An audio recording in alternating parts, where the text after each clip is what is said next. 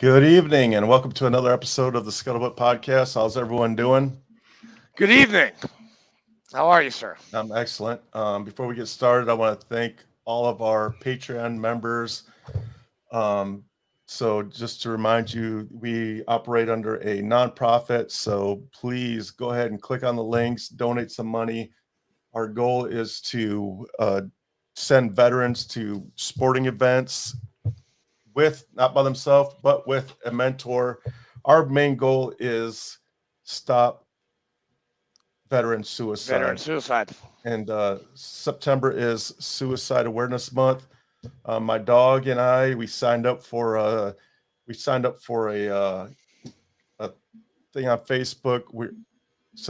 Here's the deal. There was a challenge. You know, you and your dog go for a walk for 30 miles, and you generate $200, and that money will go to help stop veteran suicide. I signed up for it a couple weeks ago, and within the first 6 hours, my friends and family donated $200. So I was already at my limit. So I was like, well, hell with that. What if I bump it up to $500 challenge? And if you give me $500, I'll double the miles from 30 miles walk to 60 miles walk. That You're money, welcome. You're welcome for that, by the way. yeah, Flake. yeah, You're that was welcome. Combat Chap's Yeah, I know. idea. I was like, hey, you need to up it, man. Yeah, You so need I to upped it up to it. $500. The $500 hit the account, not my account, but their account. The morning of September 1st, I woke up September 1st. I checked my account. I was like, holy shit, there's $500. So I guess me and my dog are gonna walk 60 miles. Yeah, So every get day it we've been done, walking. baby. Get it Yeah, we've done. been walking 3 miles every single day. It's not 60 miles at one time. It's cumulative, people. So relax. Yeah. I mean, you I'm probably not trying to died kill if you did myself. 60 miles in one day, man. Yeah, I would die. But so go ahead and hop on my Facebook. Donate $2, $5, whatever you got. Donate to our charity here. Just donate, man. Just get out there and get involved. You don't have to donate to my charity. Donate to anybody. Like, Yeah. Get involved. we have a vessel here, man, and like our whole goal is to save a life. Like, if you save one life in your entire existence, like, holy shit, man, that's life change. Obviously, that's life, not just for you. You just affected thousands of people. Uh-huh. That one person, that one life you saved, you just affected 1,000 people easily. Yeah. Their families, their friends, people around those persons that you just saved. I mean, come on. Yes. Yeah. It's just So it's a waterfall domino effect of love and happiness, and this is what we want. yes. So my co-host here, Combat Chaps, he's tried to commit suicide. I did Unfortunately, 2009. fortunately, didn't work. Didn't work. Our guest, First Lieutenant Anton Harb, unfortunately went down that path. It didn't. Fortunately, that didn't work.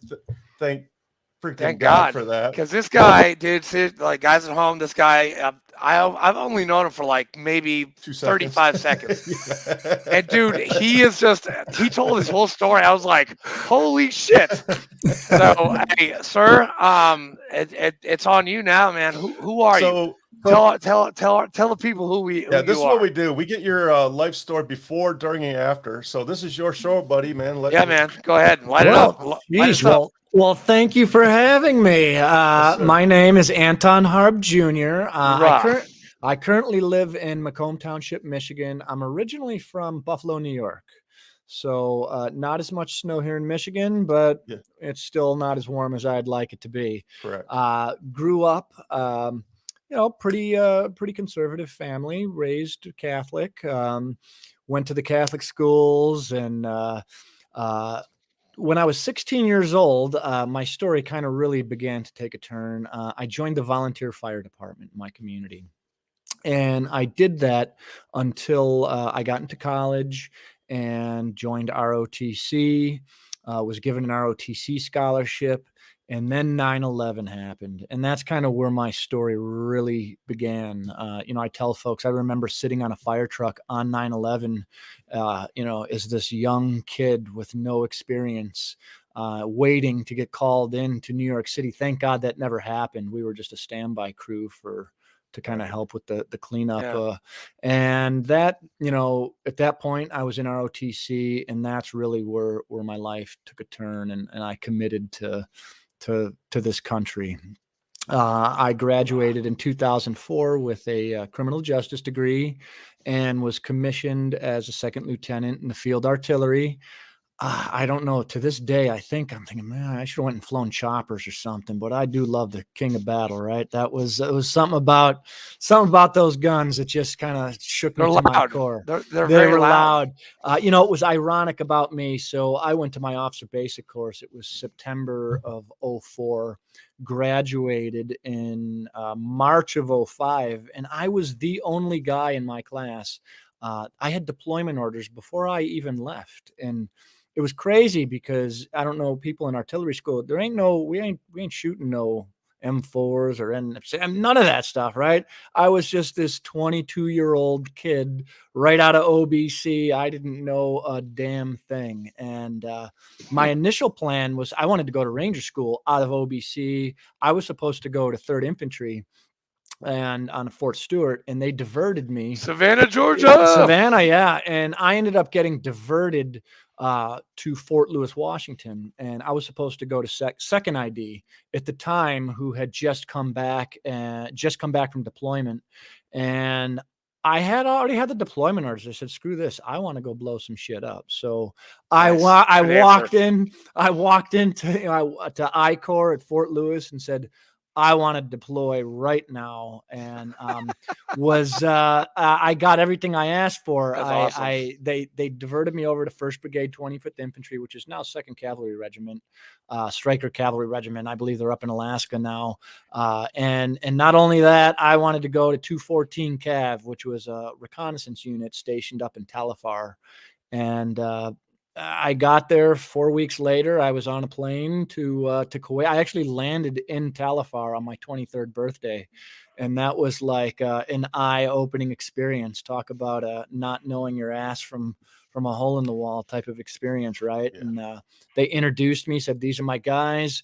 This is what a striker looks like. I didn't even know what the hell one of these things was. They said, good luck to you. And hours, not long thereafter, we're getting ambushed in Talifar, right? So I kind of had an experience of literally learning under fire. My guys had been there for 6 months already. These people did not know me. I mean, to show up and claim myself as their leader was, look, I went up to my platoon sergeant and said, you keep me alive, and I will sign whatever paperwork you need, my friend, right? Right? Whatever you need, just keep me alive. And he honored that promise, right? So I operated in Mosul for those at FOB Merez, FOB Diamondback. I was up in FOB Sykes in Talifar. Did a lot of work in Rawa, Sinjar area up on the Syrian border. And ended up getting sick over there. Thank God I was never wounded, but I got pretty physically ill and was medevaced out of Iraq to the point to where I bypassed launch. I was so sick they sent me back stateside, which at the time was unheard of, right? They wanted you to get back into the fight. So, at the time, for me, the signs of PTSD at that point was called acute combat stress. PTSD wasn't a word we were even acknowledging at that point. Being in Fort Lewis, as I was telling y'all beforehand, there was it was found to be a big mental health scandal. Like the doctors there were overtly trying to skirt around the mental health issues the troops were facing when they came back. Me being an officer was kind of added another layer of complexity to the issue because we were supposed to be bulletproof, right? We were really not supposed to speak up about what we were going through. You guys put on your pants differently than us enlisted guys. That's what we're supposed to think. Yeah, officers. And I never agreed with that. I never agreed with it. I never, we were all one team, one fight, right? I think one team, one fight. As an officer, I think that in the way I entered, going right into combat with no experience. I mean, they gave me an M4 that wasn't even zeroed. Here you go. I didn't even get to zero my rifle before I went out into the city, right? Okay, so I kind of viewed things differently. I think I was a little closer with my guys than that relationship. I think that separation, I counted on my men to really keep me alive. So I didn't, To the left and your right of you. Yeah, of the course. first time I cleared a house was in Talifar, and my commander basically said, "Okay, you're going number one, man. You're going to learn how to do this right now," and that is how I cleared a house, and that is how I learned to do it. So, Sir, um, just to interrupt you 1 second. Mhm. I have a very similar, because 2 weeks after I graduated SOY, we were in Iraq. I was 26, had no idea what I was doing. And I was the one guy that cleared this room with a saw. Okay, that's how much I really paid attention at School of Infantry, because you're not supposed to go in first with a saw, because Yep. what if it jams? You're gonna get killed right then and there. Sorry. well, no. Hey, at the time they were actually, you go through the door, but they were barricading the doors. But you might kick the door, and there may just be a machine gun pointing Yeah. at you. Yeah, So then, yeah. you're clearing from the top down, and all these kind of advanced tactics that I just had no damn clue Was what anybody in the going on. house when you cleared it? Oh yeah, there were people in the house. Yeah, yeah. Nobody shot at me, thank God. But yeah, Yeah. there were people. There were definitely people in the house, and that's, I think for me, I remember getting advice from this old crusty first sergeant, saying, show these people you're not scared. There's IEDs and stuff going off in these striker. And the beauty of a striker is you can blow the shit out of that thing and it would keep rolling. 8 blown out tires and that thing would still keep going, right? Nice. But I never, really, I look back and I feel like the experience I had as a leader was different. The way I presented myself, I didn't really get to be a leader because I didn't know what was going on. Right, there was this whirlwind of just stuff, Yeah. and it wasn't until I got back stateside, I really began suffering from the PTSD. And I was discharged in 07. Ironically, because my unit at the time, 1st Brigade 25th, ended up going to Germany. And I was getting out. There was no way I was going to Germany. So I was like on medical hold. And they were, when I showed up to get my DD 214, they were like, who is this guy? They like forgot about me, right? I got my 214 and drove off the base, and I never looked back. 2007, I actually ended up working for the state of Washington as a parole agent downtown Seattle. I jumped right back into the fire. My job was to monitor homeless, level 2 and level 3 sex offenders in downtown Seattle, right? So That's an all-day job. yeah, it's an all, yeah, right. So, but stress like that, that's how Yeah. I function, is off of that adrenaline. You guys know how that is. I have a question. Sure. Were you in Seattle? Let's see. You said 07 to when? I left in December of 08. Because my brother, it's funny. My brother went to UW, go Huskies. Mhm. And he actually was a chef. He cooked at Canlis. He cooked at Bremerton. Yeah. He was a chef all over the place in Seattle, and he died in Seattle, up on Capitol Hill That's at right. that Episcopal church up there. That's where his funeral was. I worked in Capitol Hill. Yeah, I was Oh my! actually. Yeah, it's crazy. Elizabeth. No, what's there's different sections of Seattle. There's the Capitol Hill. There's 500 Roy Street is where my brother lived, up on the Okay. hill. Yeah. Okay. Princess Elizabeth. Princess Elizabeth. Is that a section in Seattle? I haven't been there in so damn long. Okay. I mean, All right. Never mind. it could be. I actually, it was funny. I worked out of the precinct. If you remember when the whole riot thing was happening, and they took over that Seattle precinct, and Yeah. and I worked out of that. That's where I worked out of. Yeah, right. Crazy. Jesus. And I loved Seattle, but the money wasn't there. So me and my buddy were rolling around town one day, and I said, "Hey man, let's apply for the feds and get the hell out of here." Right. And we put in for the Border Patrol. And then 2008, we went over to the Border Patrol. And then months later, I was running around Sonoyta, Arizona, crazy times, right? Went to the academy, got out of the academy. That which I contend that the Border Patrol Academy was more miserable than any military, even jump. Really? Yeah, and I mean, Yeah. I went through jump school and whatnot, and it was a highly unpleasant experience. Wow. And yeah, so I did that until, ironically, I was in about a year and a half and was carrying a 50-pound bundle of marijuana down a mountain. We had jumped a group of drug mules, and they drop the dope and they run. Right, that's kind of how it goes. And I blew my knee out. And I remember saying, I cannot do this. This sucks. This is miserable. I don't want to do this anymore. And I do what every other person does with the feds is we hopped on USA Jobs and started looking for a new damn job. And I came across this little agency called the Treasury Inspector General for Tax Administration. And they do actually internal affairs. They investigate IRS corruption, threats to the IRS.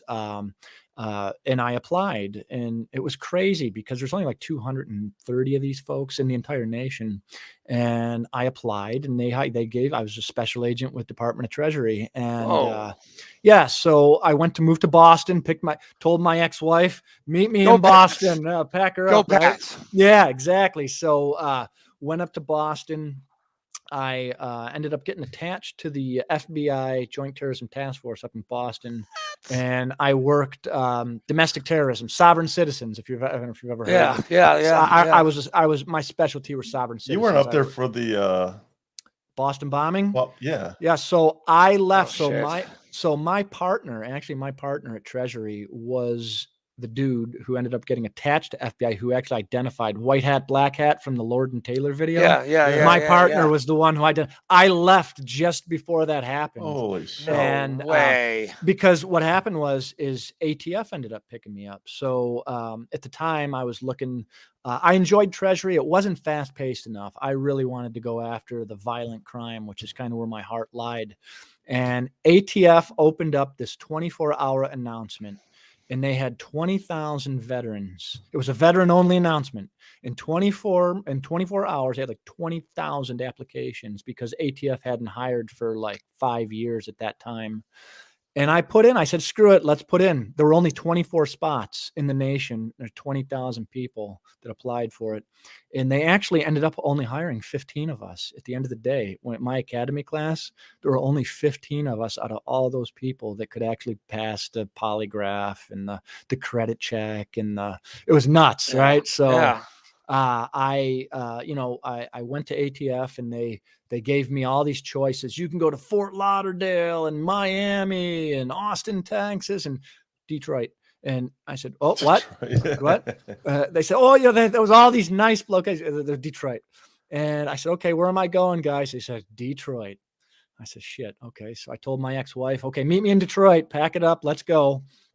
And I went to the ATF Academy and graduated out of there and came out and ended up working. I went right into undercover work right out of the academy. I was assigned to an undercover drug and gun group in Detroit. And that was really my passion. I loved working undercover. I loved the caliber of people I was working with. 2014, I was robbed I was going to buy a gun and some drugs from out of a drug house from a pretty bad dude, and I ended up getting robbed. He robbed me pretty bad. He obviously didn't know I was a cop, right? So at the time I had all this war PTSD going on. I had all these things in life going on. And then the robbery happened. And that really kind of messed my world up. It really traumatized me. Did you have backup? You weren't like by yourself, were you? I was. Okay. So interestingly, there was backup. We had a lot of new agents that were a part of our group, and they couldn't get to me. They didn't know where I was at because I didn't know the area. So I had to fight my way out of this drug house in Detroit while I waited for my buddies to show up. They did eventually come to, they did respond, but yeah, it was a highly unpleasant experience. What? I'll tell you this, when I went back to the office, they said, take 2 days and decompress. I'll tell you, Monday morning, baby, I was back out there buying dope. Yeah. So I ended up, I worked the undercover drug and gun stuff for a while, ended up getting assigned to the arson and explosives group. And I worked federal arson cases and explosives cases. I ended up working undercover. I penetrated a couple pretty nasty groups of folks. And I'll tell you, at this time, I think what we don't recognize. I'm literally amazed over here. Yeah, my mouth is open, and I'm like, this what is all the there's real. more.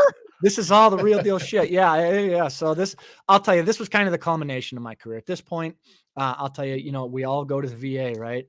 And I was mentally not doing well. And, as they do, we started, okay, try this, take that. Now we'll give you some Valium. We'll give you this, we'll give you that. And I started suffering from headaches, severe headaches. And turns out they ended up diagnosing me with fibromyalgia. I'm always chronic pain. It's just, most veterans deal with chronic pain on a daily basis. But the VA, actually, I was on they had me on the fentanyl patch and oxycodone and Xanax and this. And so I was really a walking pharmaceutical. You were a zombie, dude. Zombie. But I was out there working undercover every day, baby. Right? Holy shit. It actually got to the point to where the opiates screwed the nerve up in my stomach. I ended up getting this gastroparesis thing where I couldn't eat. I just would puke my brains out, and it was highly unpleasant. And the VA couldn't do anything for me. And that's when my life took another turn. In the state of Michigan, we have a medical cannabis program, and it had gotten, I'll back it up. 2011, I survived testicular cancer from the burn pits, I'm sure, right? So I had kind of taken a look at my life and said, okay, you survived cancer, you survived all this other shit. Let's take a look at the cannabis. If you do this, there's probably going to be an expiration date on your career. But I did. I got my medical, I did it the legal way that you could in the state of Michigan. And it changed my life. I was able to sleep, eat. I was able to, the anxiety wasn't making me as sick as it was. I had finally had something that was helping me. So I did the medical cannabis thing for a while, and then 2016 rolled around. That's kind of where life really took a turn for me. Working undercover and doing that job takes a toll on a marriage. It's very hard to have a marriage. It's hard to have, to be with your children. It's hard to associate with people. I was living this double life that my identity was literally, I was living as another dude. And that October 31st, swallowed a bottle of Klonopin and a fifth of vodka. And that was pretty much that was supposed to be the end of my story. Ironically, my buddy, I don't know how this ever happened. As I was dying, I guess you would say, my buddy called my phone. He happened to be the phone pinger. He was the dude that can find the phones type of deal. Yeah. And he heard I was all messed up, and they pinged my phone, and they figured I was in a hotel room. And when the cops showed up, I was just about dead, but I was able to, I was passing out, but they were banging on the door. And I remember I was able to slip my hand over the handle of the door. And I was just as I passed out, and they were able to force their way in, and they took me to the hospital, and they revived me. At the time, nobody knew I was a medical cannabis patient. My boss, within his infinite wisdom, who showed up as a show of support, at the time, ATF, rifled through my pockets. They wanted their badge and they wanted their credentials back, is really what they were looking for. But I actually had my weed card behind my badge. That was the end of the career there, because, I was in the hospital for a little bit. I got out, and they said, come piss for us. And I said, nope, got me, guys. I'm dirty.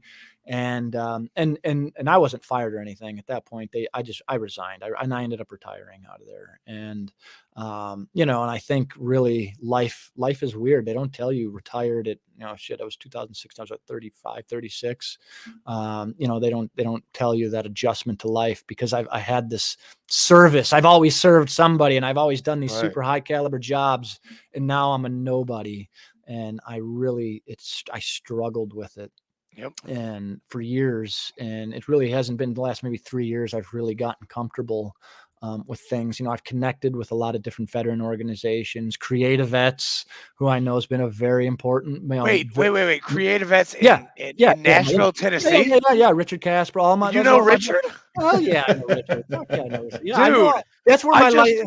I just wrote a song for them with Jesse Taylor. Yeah, I love just those guys. I just seen Jesse and May. Yeah, so 2018 is awesome. when life. Oh my God, that's amazing. So 2018 is when life got better. I made a promise to myself. I said a couple of things. I'm going to really try and connect with people, and I'm going to travel the world. So in 2018, I went to Peru and did the whole shamanic. I went and drank ayahuasca, and I drank, went up into the Andes another ayahuasca guy. You're our third one. Yeah, and I went and did the ayahuasca up with. I got the shaman and stuff, and I was introduced to Creative Vets, and I ended up doing a 2-week art program at the University of Southern California, where I met some of the best friends in my whole life. Big Mike, do you know Big Mike? In the wheelchair. Big Mike, I love Big Mike. Big Mike's my boy. Big Mike. I bought a pair of white shoes for him to decorate, and I haven't done it yet. And I'm sorry, Big Mike, if you're watching this, I'm sorry. I'll get those shoes to you. I swear to God. Big Mike's my boy, right? So we all did this art program, and it changed my life. Like I said, holy shit, dude, this is like such a small world right now. It is. Holy shit. Yep. And when I came back from Creative Vets, life changed. I was on a new path. I did a lot of connecting with other veteran groups. I've just done a lot of traveling. I've gone to Egypt, and we did Cuba. I went to Cuba in February because I want to understand these different cultures. I want to understand this world we live in, and why is the world the way it is. And so I've been kind of on this fact-finding mission, if you will, just to connect with everybody. And you need to go talk to Lieutenant Commander Matthew Wiz Buckley, man. Yeah. I mean, we've had you're like the third guy that's done like Marcus Luttrell and Matthew Wiz. They did all this stuff. It wasn't ayahuasca. It was what the hell was it called? Yeah, it's ibogaine. Yeah. I have not tried ibogaine. Well, I'll tell you this. I'll back it up. In 2018, also, I has started ketamine therapy. There's a doctor in Michigan. Nice. Yeah, I started doing the ketamine infusions, and then this doctor will prescribe it like a take-home dose of ketamine, and I've been on ketamine for almost over 4 years now, and it's been a life changer. I'm sorry. I did a lot of drugs in college. I never did Special K. I actually had one friend who took too much, and he was in a K-hole. Right? Yeah. And I had to help him out with that. Yep. But I had this question. MDMA. I mean, I did a lot of ecstasy in college. I mean, a lot, my junior year. But it wasn't for getting healthy. It was for getting messed up, because ecstasy was pretty cool back in the 90s. Yep. What is it? Is it beneficial? Is MDMA? Is that study? Is that beneficial to people? So I personally have not done the MDMA study or any of that, but I will say, it's been, the FDA, they're saying within the next year or two, it will be a federally available treatment. And actually surprisingly, to show you how is going to be VA behind is actually, the VA is doing trials right now. I think there's no way. Yeah, I know New York, the Bronx VA or whatnot. They're actually doing it where they're using it on veterans. The thing with the ketamine though is nobody will pay for it, so I got to pay for it out of my pocket, and it's incredibly expensive. But I benefit from it. Isn't ketamine? Isn't that like a horse tranquilizer or something like that? It's a dissociative anesthetic, is what they call it. So it's an anesthetic. But when I said I have fibromyalgia, being an anesthetic, it serves as my pain medicine as well. But it's not an opiate. I get good pain relief from it. But I also get a pill that you take. It's this little like a lozenge. You put it underneath your tongue. It's a special pharmacy out of Grand Rapids that puts it together. And that's where my dad was born. Yep. And you take it daily? I take it every other day.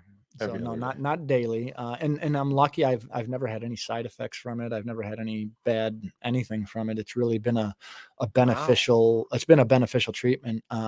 So between the ketamine and the cannabis, it's shockingly the two things the VA they don't want you to do has helped. Right. Wow. Well, it's because there's no money in it for them.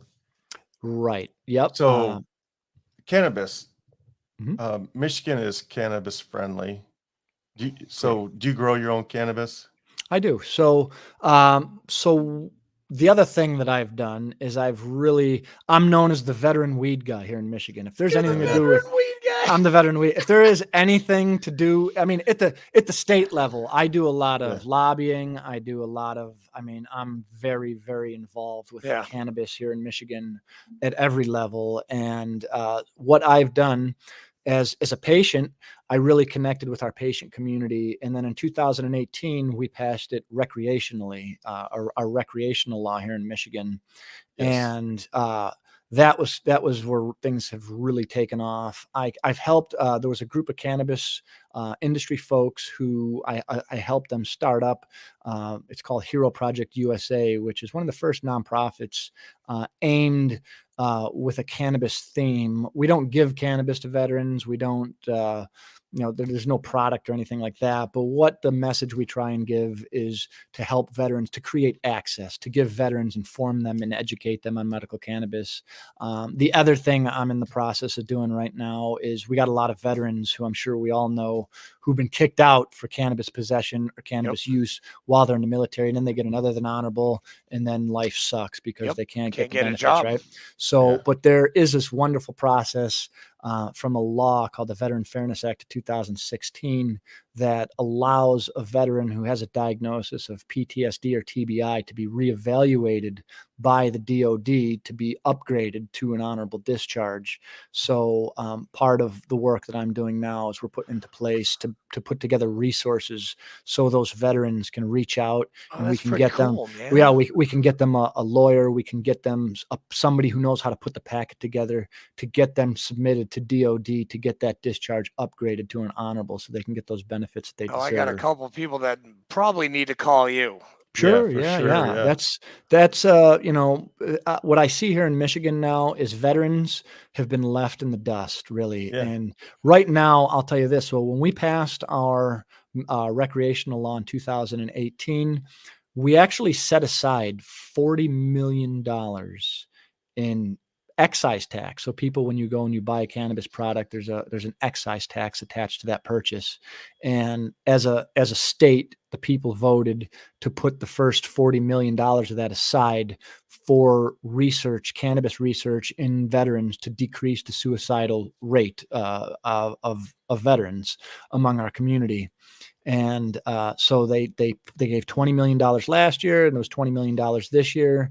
And it was supposed to be a great thing. And I'll tell you right now, one of my things as an advocate here in Michigan, the state didn't do it properly the way they disseminated the money. They decided to go the route of being the good old boys and give it to folks that it wasn't done properly. So who knows? You may even see more news about this nationally. I've been fighting to make sure that our veterans are cared for, that when we're using cannabis products on veterans, that they're FDA approved for these studies, that we're not just willy-nilly giving products to veterans that haven't been vetted properly.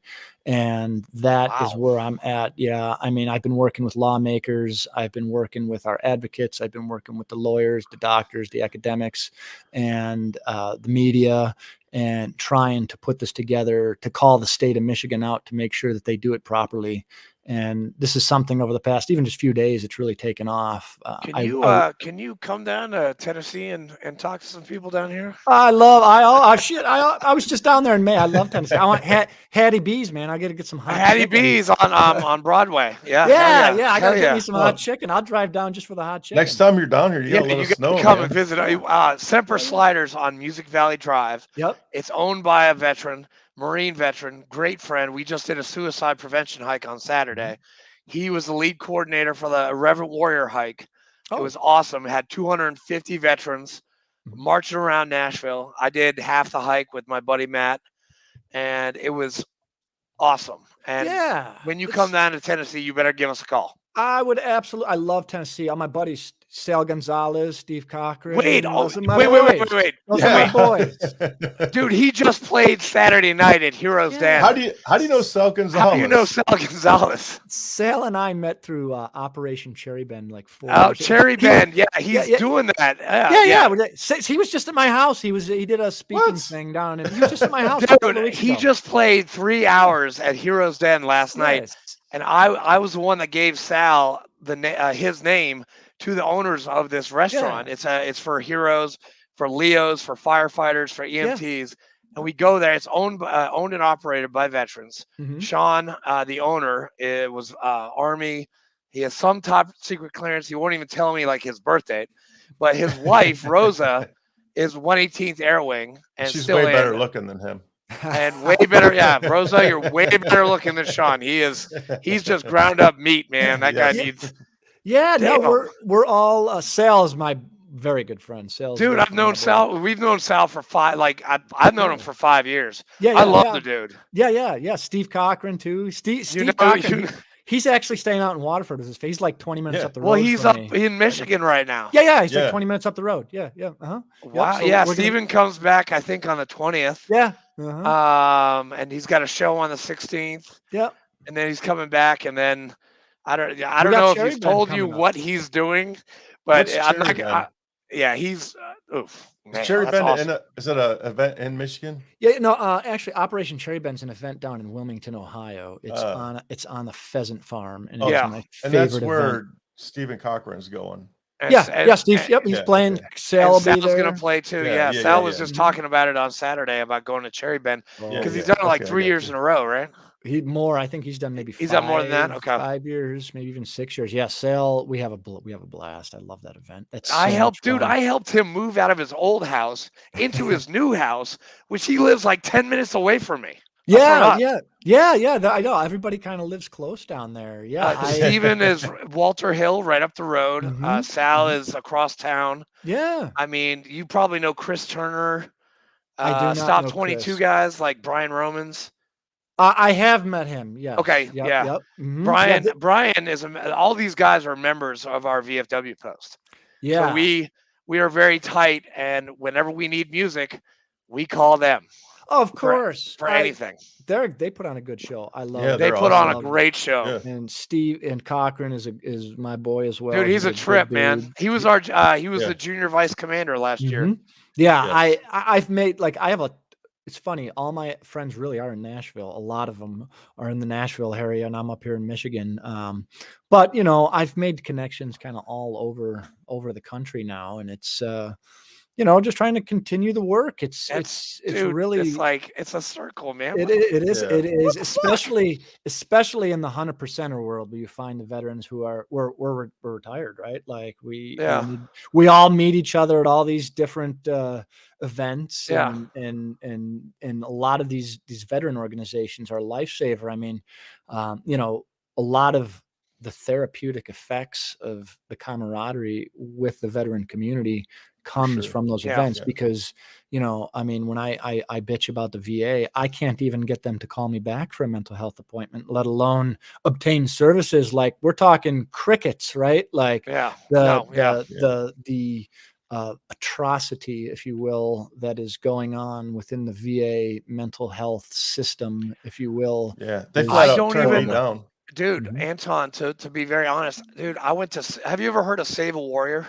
No, I have not. It's out of Hillsboro, Ohio.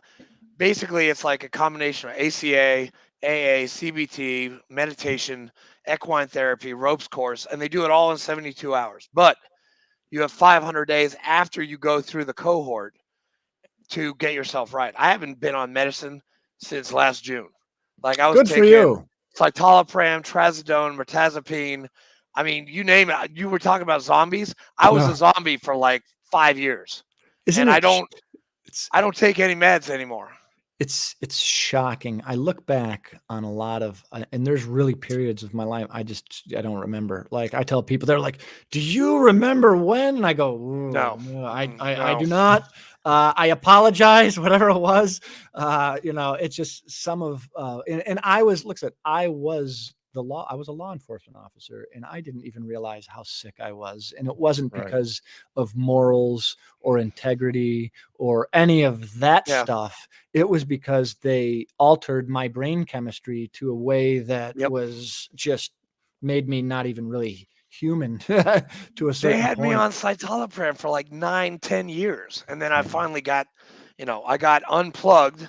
Mhm. And I mean, I'm an alcoholic, so I've done weed a couple times in college and had some gummies, but my thing was alcoholism. I mean, if I would, I don't know if I liked smoking weed, I would, but I don't.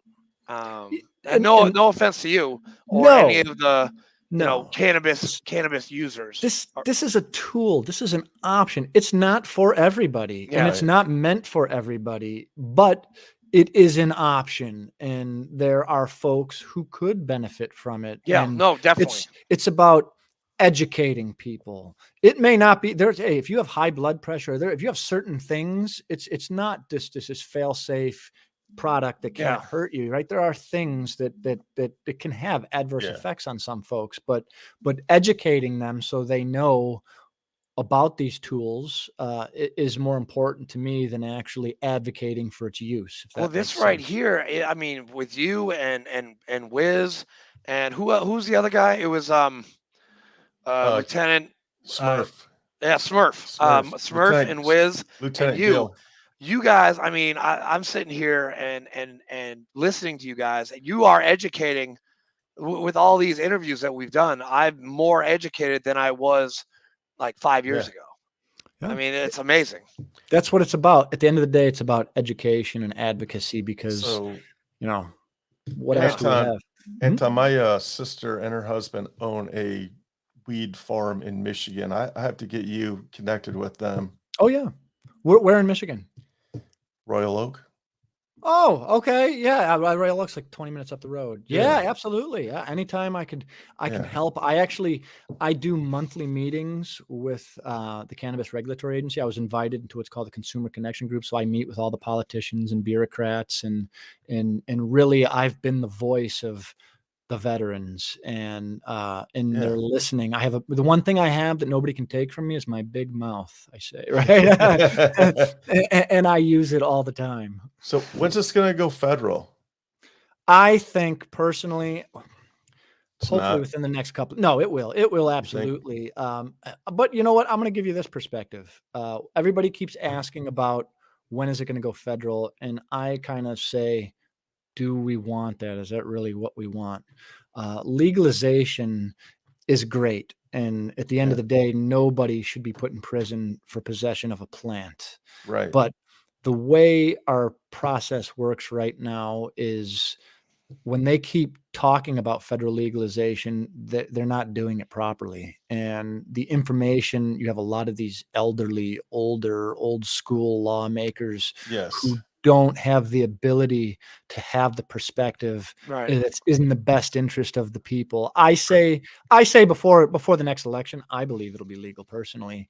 What form that looks like, because you got to remember, once you federally legalize, big pharma, big alcohol, and big tobacco are going to come in and bastardize the Yep. system. Correct. I agree. So at the very least, decriminalize it.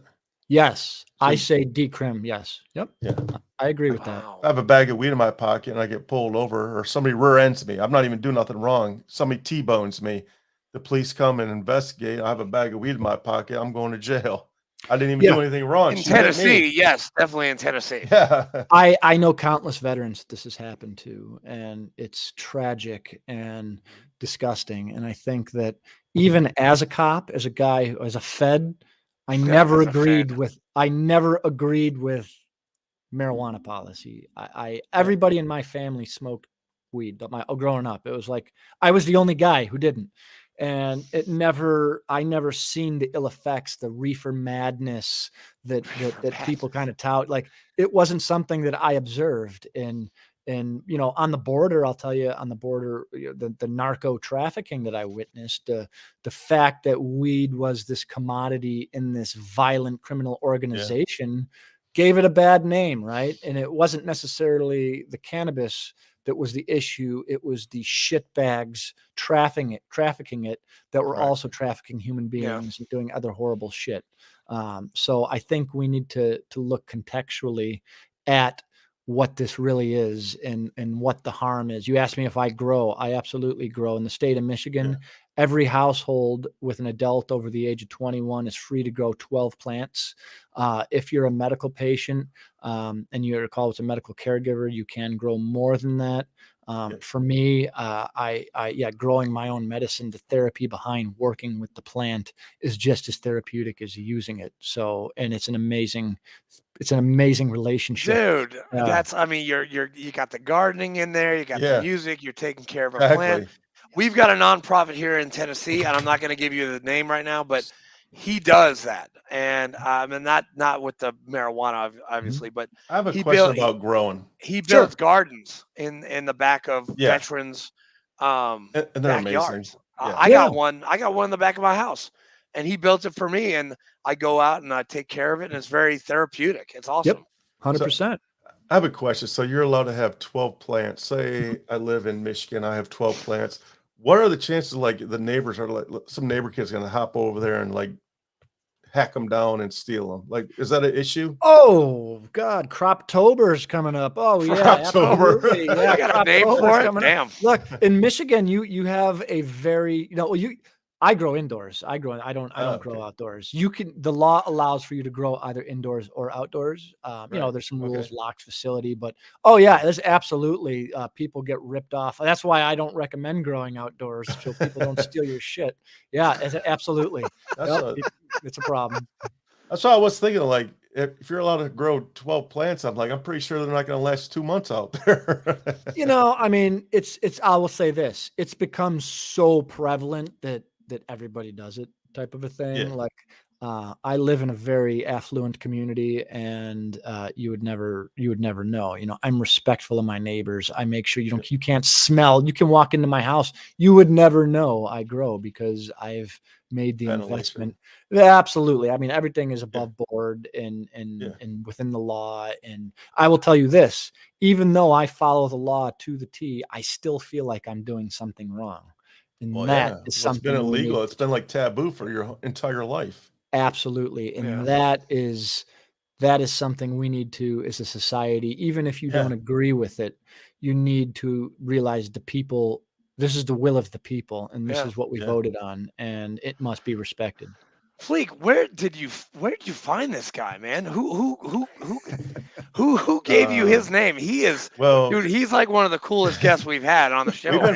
We've been friends on Facebook for a while, and I don't even remember where we met. I think Stephen Cochran actually. Yeah, was Stephen. Okay, yeah, we're friends. We're friends too. We're all friends. Facebook friends. Yeah, I'm Facebook. Wait, hold on. Wait. Hold, Combat Chaps is friends with. He'll friend anybody. Dude, I got like 5,000 friends. I can't remember all of them. Yeah, no, you look me up. We're friends. Yep.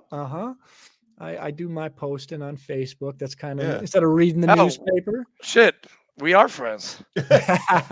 Wow. Wow, we've been friends for a long time, I guess. Yeah. Shit. Yeah. Okay. So we're mutual friends with Andrew Shaver. Yep. How do you know Andrew Shaver? Who, me? Dude, he's Anton. I know. Through Cochran and Sal and all those. guys. Shaver's a great dude. That guy's an amazing guitarist. Holy shit. Yeah. Oh yeah. He's Jamie good. Saylor, Adam Martin, and Mike and Big Mike. Yeah. Oh yeah. Jesus, I didn't even put 2 and 2 together. I'm so sorry, sir. All right. Look, it's a big community, and I think, like I said, I'm just starting to get to the point to where I'm getting my name out there, but I'm really connecting with people. I'm really finding that voice, and which we haven't had in Michigan for a long time. There's a lot of veterans who are suffering out here, and you know what happens when veterans, we withdraw. You got isolate. The guys. They isolate. They're living in the woods. My goal is, how do we get to those guys and gals and let them bring them back into the fold? Yes, bring them back into the fold. They're like, I had it was crazy. It was a long day the other day, and my phone rang, and it was just a veteran. I don't know this guy. It was just somebody gave him my phone number, And I don't know why he decided to reach out to me, but he did, and he was hurting. You And saved his life. it was really cool. Like, we had a long conversation. Yeah. I didn't know this individual, but say, hey man, it's okay. If you need anything, I'm here for you. I mean, we're bonded in a way that it doesn't matter whether we know each other or not. And Dude, that's I've had a bunch of those calls, man, and they are life changing for the guy on the other end of the phone, and for Yeah. me. Yep. You get to save lives. Like, I remember Yeah. calling the cops on some Yeah. guy for a health check because he had a shotgun in his house, and in North Carolina, I was like, "How did you get my number? But I'll talk to you until the cops come." Yep. Yeah, It's very it's very satisfying it to, is. And to help our own. not only is it satisfying, it's necessary, because ain't nobody else going to help us. And I Nope, think that's good. where we're I at. like And that. we started the show off. Like I said, you saved one person's life. You didn't save one person's life. You literally saved thousands of people. Like that one person, that people that are connected around him, his mother, his father, his siblings, their nieces, nephews, Yeah. kids, wives. Like, it spreads out. You just saved thousands of people. Yep. When you say 22 a day, what Yeah. I never want that to be is just a number. I don't want that to be a cliche, or I want Right. them, like you said, those are 22 mothers, those are 22 fathers, those Yeah. are sons, Every single day. brothers, and mothers, But and every day they're doing this. you have to admit that 22 number thing, it's getting a little Cliche. It's a exactly. cliche. I mean, Yeah, they say it all for the sure. time, and Yeah. I don't. The VA says it's different. I don't Yeah. believe it. It's like 17.5, and people, If it's they, one's too many. yeah, One a One is day. too many. Could you imagine one person a day committing suicide? That's unfathomable. I can't wrap my head around one. Mhm. yeah. And you got to Every remember single too, day. some states don't report. No, So and yeah, we don't. California, Yeah. Texas, Right. yeah, no, I've heard that too, and Yeah.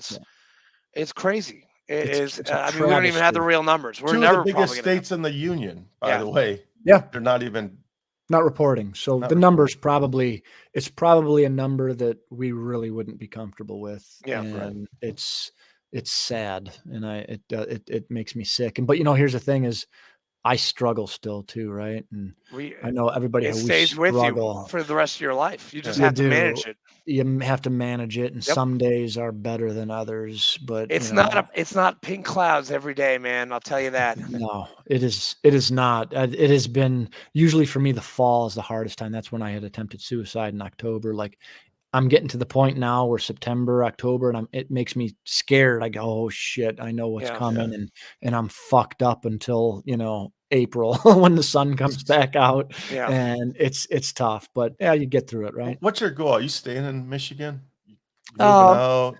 I'll tell you what, the kids, we got another 8 years with all the kids Oh, you before have they're out of kids. the house. Yeah. Yeah, I have 2, and then my girlfriend has 2. So we got 4 between the 2 of us. And my daughter actually starts junior year on Tuesday. My son's 12. We have 12, 11, and 10. Yeah, so you got a And while. we got a while, but for me, I want to be an expat. I'll go traipse the globe, 3 months in Peru, 3 months in here. Me Hell yeah. too. There. I Yeah. told my wife that we will go on a European vacation every year Yeah.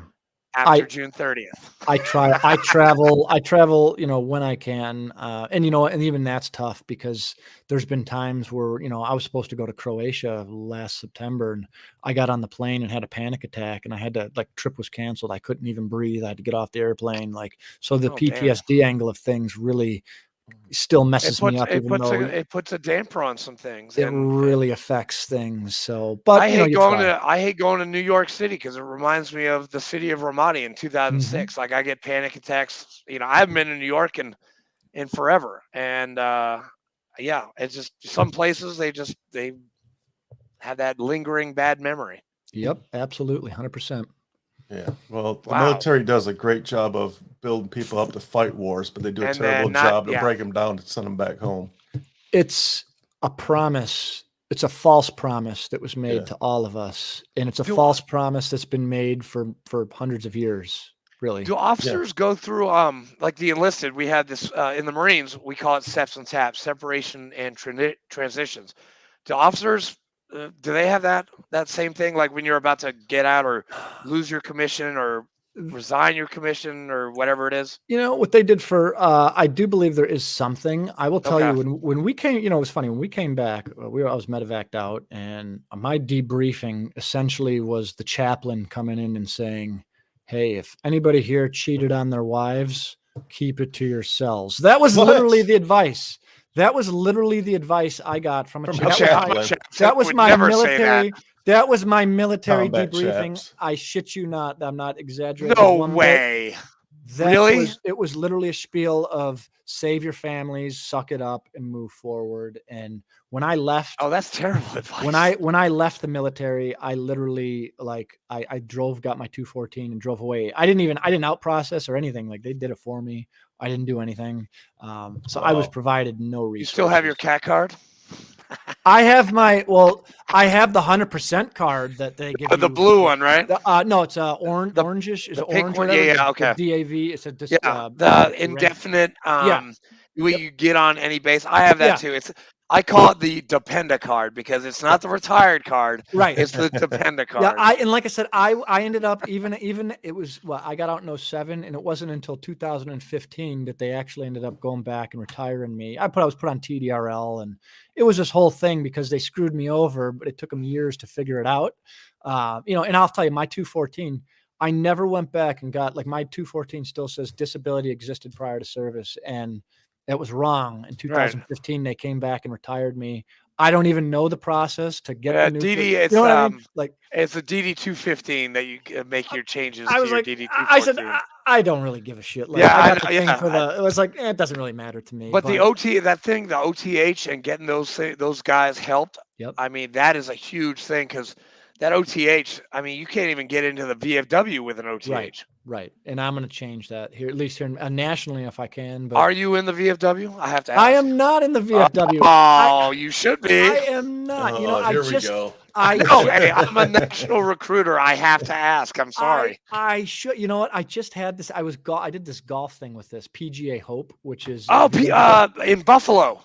No, this was in Michigan. Well, they're national, but this was in Michigan. Yeah. But we did this golf tournament with all these old crusty PGA Hope. I know. Yeah. One of my Marines. He does.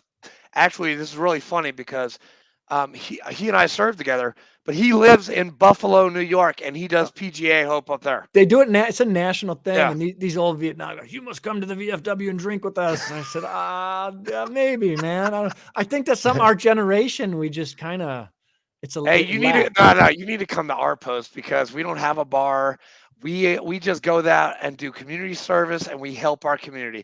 By the way, I just got Murfreesboro, Tennessee, a Purple Heart City this week. Or last Very week. cool. Last week. So Very cool. we do the VFW, we're trying to change it. We're trying to get, out of the whole smoky bar thing and I don't know. It's a process, just like what you're going through in Michigan with legalization and all, and the Fed stuff. Yeah. Yeah. Make that shit legal. I agree. Bring it to Tennessee. Bring it to Tennessee. Look, I don't want to. Here's my thing. Here's my thing with marijuana. Wait a second, chaps. Wait. Here's my thing with marijuana. I could smoke a joint on a Friday night after work, right? On Monday, a mishap at work, I get drug tested and I get popped because I smoked something 3 days ago. But the night before, I drank a whole freaking fifth of vodka by myself, and nothing. Okay. Perfectly fine. That makes literally no sense to me. I'm not at work. I'm not getting high at work. That was 3 days ago. Yeah. What do you care what I do at my house? Tennessee, come on. I don't know a single person in Tennessee that doesn't smoke or has not smoked or whatever. Like most, I think there is an HR. I think there is an HR bill that they're trying to bring to the House. The governor already said if it comes to my desk, I'm going to veto it. Hold on. Craziness. Let me look this That's up. insane. It's we just our legislative guys at the VFW, they mentioned like the dual license plate, the bingo, and then I think legalization was like way at the end. Well, way at the end. Yeah, let's get it in place for veterans. There's been bills that have been introduced to at least let it medically for veterans, Yeah. at the very least. Come on, guys. What's wrong with you? You know what I'm saying? Like, there's no reason that you shouldn't at least make this available to people to pursue. It's craziness. Oh, it's okay. Hemp and yeah, it's legislation is pending. Senate Bill 1477 to legalize marijuana in Tennessee. If passed, the bill would legalize the personal possession and yada It yada won't yada. happen. It won't happen in Tennessee. The governor already said he will strike Dude, we it can't even down. get bingo in Tennessee. I mean, come on. It's so stupid. It's so stupid. Yeah, it's on the normal norml.org. Yeah. No, Michigan Normal is an organization. Okay. They're a national organization, and Michigan Normal. I'm very good friends with their executive director, and it's an organization who I advocate with regularly. So, I mean, they're one of the good guys. They advocate basically for the consumers, and that's what we need more of. There's no reason. Okay. 1, 2, 3, 4, 5, 6, 7, 8, 9, 10, Yeah, it's 12, insane. 40, 50, 60, 70, 80, 90. Let's slurp down a fifth. Dude, there's like tequila, and that's there's okay. like 40 states on this map that are green, that are operational. Yeah. And then Tennessee is a big old black mark. Y'all come to Michigan. We'll hook North you up. Carolina, South Carolina, Texas. I'm from Michigan. I moved down to this stupid ass state because I thought it was going to be good. Yeah, I'll tell you, Michigan has its faults, but Yeah. I think they try. They do some good stuff for the veterans. We have the 100% property tax. You don't have to pay property taxes here if you're 100% New Hampshire. PNT. Oh yeah. Yeah, New Hampshire. Yeah. I grew up in New Hampshire. I was born in Tennessee, raised in New Hampshire. And Tennessee is a green state. Yeah. I love the state of Michigan. It's one of my favorite states in the country. I need to go visit, man. I need to go see what Michigan's all about. Winters are rough. The winters are rough. That's why I'm down here. Yeah. The older you get, the worse it gets. Snowbirding is an option, I guess. It is. I know a lot of people that do it. Snowbirding is definitely not. You get a place in Tennessee and Michigan. Boom, Stephen Cochran right there. You'll be doing the same thing. Yeah, exactly. Yeah. I know when he was up here we spent New Year's Eve together. He was here in Michigan too. And we got to hang out and the food that they cooked was the Southern food was unbelievable. Oh yeah. I mean, yeah, those are some of my favorite did you have his people. beans? I did have the beans. Oh my God, they are amazing. Stephen Cochran, your beans are amazing, dude. Good people, man. And his wife looks like a freaking Barbie doll. She's not very nice. Megan's great, and she still works at the Murfreesboro magazine down here in town. She still helps them out a lot, so that's kind of cool. He's just a good spirit. They're all good. They're just good. I actually had Sale on my Fob 1620 podcast. He actually came and did a song for us, and he was one of our first guests that we had. That's awesome, man. Yeah, yep. Dude, he played for 3 hours straight. We paid him $150. It was awesome. And guess what? That's cheap. He's got the owners of that restaurant want him to play every single month now because they love him so much. Yeah, I would want him every month too. He's amazing. Well, why wouldn't you want him? I showed him the America's Got Talent video, and they're like, "Yeah, right, yeah." I was like, "We just had him." I was like, "Yeah, that's why I gave him to you. He's amazing. He's got a great voice. Steven's got a great voice." Anton, do you know Tyler J. Satterfield? I hope he's. Tyler J. He didn't come to Cherry Bend last year. I don't know if he's coming this year, but he's cool. We have that EAS song, man. I every time I see him, EAS song, and he won't play it because he's played it so many damn times. He's like he's got that Waylon spirit. Yeah, he does. God, he's an outlaw, dude. Yeah, he's an outlaw. Outlaw country to the. He's outlaw country. That's right. Yep. Yes, that's what I love about him, and he's got that. Cool, dude. He's got that hat that he wears black everywhere. Hat, Oh yeah. Oh, we've partied a little bit. Yeah, he's a good dude. I enjoy all those guys. Are you going out to Colorado with the guys? I haven't heard anything about Colorado yet. That Talk doesn't mean I ain't going though. Talk to Sal about Colorado because he was telling me about it Saturday, and it's like Steven's going to be there and Sal and all of Stop 22. It's supposed to be pretty cool. They do good work. They do great work. Yeah, absolutely. You're coming, dude. You're coming to the gala in October, man. I'm always down. I'm down to I'm actually anytime. I'm rowing 3,000 miles from You're Antigua Here we go. to you're Spain. you're a crew guy. I was a crew in high school. I was an oarsman. You were an oarsman I too? was an oarsman. Yeah, I No rode stroke. fucking way. I rode stroke. I was a stroke seat for a I while. was And engine yeah. room, port or starboard, and bow in college, man. There's no engine rooms on those things. What are you talking about?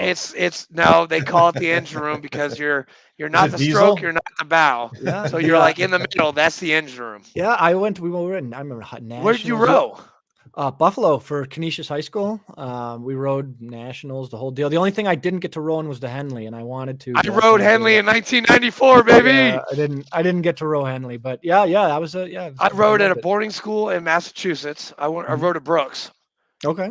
and then I rode at Rollins College. So 6 years, but we're actually going to be rowing this boat from Antigua to Spain, I thought you 3,000 were going from miles. California to Hawaii. No, it's got changed. Our team leader, he wanted to do that in 8 months. We can't raise $100,000 in 8 months. I'm sorry, can't do it. I'm not that good.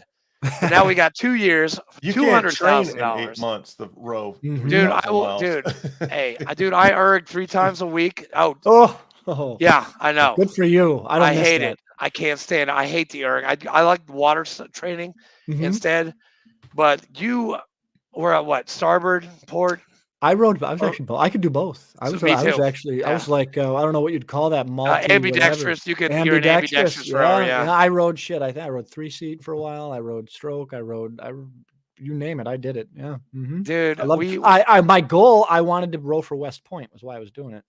And then we went to Cherry Hill, New Jersey, and we got our asses beat by Navy. They killed us. yeah, I used to go to Cornell every. Yeah, The Ithaca, New York. the Yeah, of course. the ice in Buffalo we wouldn't row until the end of May, so we'd go to Cornell and we'd row. We used to beat the shit out of Cornell, and we were high school guys, but we're national boats. I mean, these guys are Yeah. national champions. And Did you row at the Dad Vales? No, we did a lot of head. We did a lot of head. A lot of races in the head fall, races. and Head of chat, the head of the hooch in Georgia. You go down no, there. a lot of the head races we were up in Canada. Oh, well, dude, those Canadians, those St. guys know how to Catharines. row. We Yeah, did a St. lot in St. Catharines and Rome, New York. Yeah, We rode a lot there. we did a lot of state- Vermont, New Hampshire, Massachusetts, Mhm. Connecticut rowing. Crazy, little small world, huh? Dude. I'm like, I oh hate to break shit. up your little love fest. Sorry, here, but man. We're over Dude, an when hour I meet now. another rower, Whoa. man, We try to shoot for an hour, and you guys are See, we went over just jabbing. hour and Well, 7 but minutes. it's okay. Now that I know that you're a fellow oarsman, I'm going to be calling you very soon Give me a buzz. about man. our You get on thing. this team. You can row your boat. Yeah, there you California to go. Hawaii. Well, Well, the I'll have boat a is like- joint it's- hanging out of my mouth, yeah. and we'll go row It's boats a anywhere big we want. one where you can sleep on the boat, and it's like every rower is I don't 2 know how hours on, 2 hours off, and you Sounds row. like it sounds like a Viking ship. Sort of. I mean, that's our theme song. Actually, we just picked our theme song, and it's my mother, the Viking song, the shanty. Oh my God! And well, I just had my team leader here for the weekend, and we're having this big gala next October. It's hopefully going to be at the Ryman. We're gonna sell tickets. We're gonna have speakers. We're gonna have and we have to buy this boat, and we train in Mobile, Alabama, and it's called Fight or Die. That's like they do a Pacific row and they do an Atlantic row. So Very cool. yeah. Well, I want you a part of this, man. Sounds give me a stupid buzz to me. anytime. I love it. I appreciate y'all having me on. Oh yeah, Yes. dude, this has been fantastic for me. I'm like I'm gonna go rub one out right now. Shit. Oh Jesus! Sorry, you went there.